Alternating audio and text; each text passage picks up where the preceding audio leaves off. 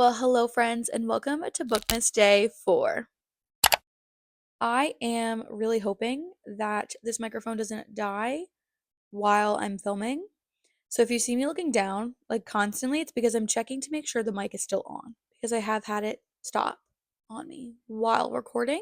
Anyways, that is so besides the point. Let's get into today's video, which is my 20 bookish unpopular opinions. I did a video, pretty much this exact same thing last year, and I thought it was really fun. So I came up with 20 more that we're going to go through, talk about, and I hope you guys enjoy. So let's get into our list. I'm going to give a bit of a disclaimer. Some of these are not super unpopular opinions, these are just opinions of mine that pertain to bookish topics. So yeah, that's pretty much it.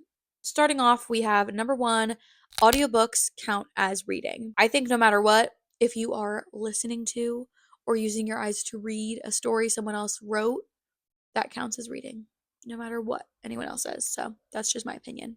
Number 2 is rereading books can be more fun than finding new ones. I'm not someone who rereads super often, but there are some times where I am so drawn to reread a book simply because the thought of trying to get into a new one just doesn't sound fun. And all I want to do is pick up a book that I've already read before that I loved a lot because I know I'm going to love it, you know? You know. Number 3 I have is the third act breakup doesn't always need to happen. I don't know whether this is like a unpopular opinion or not, but I might be in the minority here that sometimes I don't need them to break up. Like sometimes I don't need them to like have that third act breakup where they like separate for a few days or like an amount of time and then get back together really abruptly at the end of the book. Like I'd rather you give me more time with them together than have them separated and then come back together. Like I get it because for the juice and the plot of it all, but I don't like it. Oh my god. I completely forgot we were going to crack a cold one together. The cold one we are cracking today is an Izzy sparkling apple. They're just simply so delicious.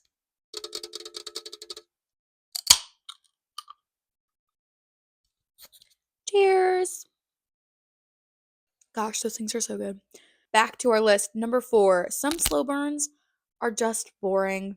For some reason, I can't immediately recall a slow burn that I feel this way about, but I know in the past I have complained about slow burn romances feeling extra, extra slow. So, yeah, there's that. Number 5 is popular romance authors start to feel repetitive after a while. I think that, again, this might not be an unpopular opinion to some. I know there's quite a few people who feel this way about like Emily Henry and some of those authors because they push out books every single year, and every single year they are always a fan favorite. They're always on the Goodreads Choice Awards. Like they're like kind of the same romance over and over and over again, which makes sense because like they're the author of the books and their writing style is very, very similar. But I think that this crosses a line where like the books start to be super repetitive and super similar. I think that's when everybody's not a super big fan, and that's also when I am like this could have been better, but what are you gonna do? Number 6 is that some people care more about the aesthetic of reading than actually reading. Again, I don't know if this is truly an unpopular opinion or not because I do know that this has been sort of a topic of conversation throughout the booktube and book talk space of like there are certain creators who make book content that genuinely just don't seem like they enjoy reading or that they're even actually reading the books that they're talking about. But to them, it's all just about the aesthetic of it all and like looking like they're these well educated readers. You know what I mean? Anyways, number 7 is that book talk has made reading feel like a competition, not a hobby. I think when you compare yourself to people on the internet, it's bound to become a very competitive thing. And like with book talk being so, so popular and so, so saturated, when you start seeing people reading like over 150 to like 300 books in a year, you start to feel inferior if you don't read that many or if you don't read like classics or books that are like more intellectually stimulating than like a romance book or something. Yeah, I agree. I feel like it does seem like book talk makes reading more of a competition than just celebrating this hobby that we all enjoy. If that makes any sense. That's yeah. Number 8 is some fantasy worlds are so overcomplicated they stop being fun. I kind of felt this way a little bit about Lightlark, It seemed like there was a lot going on and a lot of like overly complicated reasonings behind things that you would then eventually get an explanation for. But sometimes when you make things too overly complicated, it sucks all of the fun out of the book. Because if I'm spending more time trying to figure out what's going on and how the magic is working or the politics of it all, then you sort of start to lose people. But yeah. Number 9 is you don't need a 700-page fantasy book to tell a good story. I feel like over the time that I've been reading, I've tried multiple times to get into different fantasy series and things like that. But the problem, and what always ends up stopping me, is just the sheer volume of it all. Like books being over 700 pages and things like that, that make the fantasy book seem so daunting that then I don't even want to pick it up. Because the thought of reading 700 pages just sounds like insane.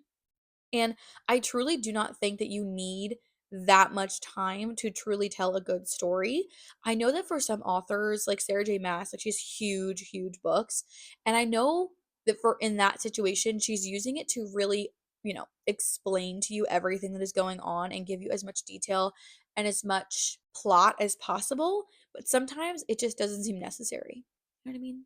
Number 10 is book series fatigue is real. Not every story needs a spinoff or a prequel. This unpopular opinion, I immediately have one that comes to mind, and that is the sequel to Better Than the Movies. There is no reason to have a sequel to that book. That book ended beautifully.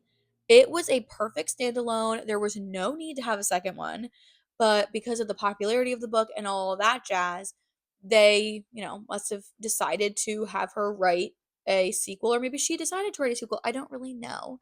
But I personally feel like that is pointless. I don't see the point in doing that when you don't necessarily need to. And I just don't see why everything needs to have a sequel. Or many years later, you get prequels to stories. Like in some scenarios, I guess it kind of makes sense. But in others, I just don't see why it's necessary. Like if a book is perfectly fine as a standalone, just leave it as a standalone. Like it doesn't need to be a series, okay? It doesn't. Number 11 is one that I kind of think is funny, and that is it's okay to forget details of a book you read, vibes over the plot. I feel this way so strongly because there are some times where like I will literally finish a book. Like I will literally have just read the last page and there will be things about that book that I don't even remember by the time I'm finishing it. Like which is crazy to say, but sometimes there are books that are just sort of like brain off for me. Like what comes to mind immediately is the Dream Harbor series by Lori Gilmore. That series to me is very brain off. Like I don't really need to think hard on what's going on. Like it's just the vibes. Like it's just a good book. It's fun. And I'm not there to learn really. I'm there to just have a good time, you know? Number 12 is having a Kindle doesn't make you less of a real reader. E-readers are convenient, not cheating. I have seen this opinion of that if you read on a Kindle, it's not really reading because you're not reading the physical book. I think the only place I've actually really seen this opinion like spoken about was on TikTok. And I feel so strongly in the opposite direction. I think that no matter what, going off of the whole audiobook thing as well, no matter what, if you are comprehending and reading a story, whether that be audibly or visually, you're reading, no matter what it is. Like, hello? Number 13 is a book can be good even if you didn't like it. This is, again, a topic that I feel like book talk really touches on sometimes, where somebody will say a book is absolutely horrible, that no one should ever, ever read it because they didn't like it. And I think that you always need to think about it in the vein of like just because you didn't like it doesn't mean that it's a terrible book.